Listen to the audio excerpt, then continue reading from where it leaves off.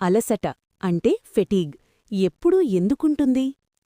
రోజంతా పెద్దగా పనిచేయకపోయినా అలసటగా అనిపిస్తే అది సాధారణ విషయం కాదు.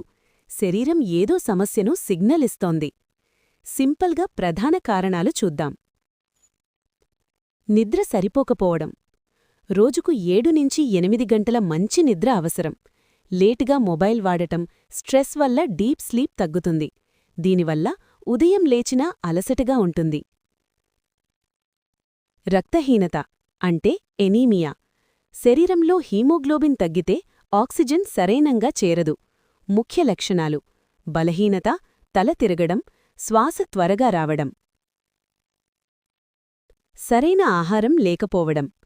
బ్రేక్ఫాస్ట్ స్కిప్ చేయడం, ప్రోటీన్, ఐరన్ తక్కువగా తీసుకోవడం. దీనివల్ల శరీరానికి ఎనర్జీ తగ్గిపోతుంది.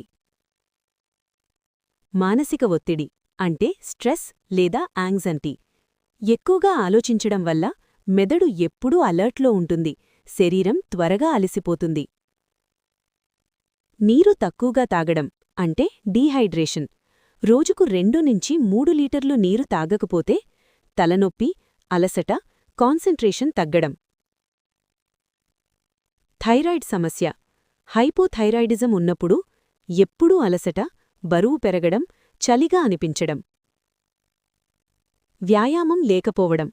వింతగా అనిపించినా వ్యాయామం చెయ్యకపోతే శరీరం ఇంకా అలసిపోతుంది. డాక్టర్ను ఎప్పుడు కలవాలి? ఈ లక్షణాలుంటే పరీక్షలు చేయించండి. 2 లేదా 3 వారాలుగా అలసట తగ్గకపోతే, శ్వాస ఇబ్బంది, బరువు అకస్మాత్తుగా మారడం, తల తిరగడం లేదా గుండె వేగంగా కొట్టుకోవడం. అలసట తగ్గించే సింపుల్ టిప్స్: ఒకే టైంలో నిద్ర, లేవడం, ప్రోటీన్ ఫుడ్ అంటే పప్పులు, గుడ్లు, రోజూ 20-30 నిమిషాలు నడక, ఎక్కువ నీరు, నిద్రకు ముందు మొబైల్ తగ్గించండి.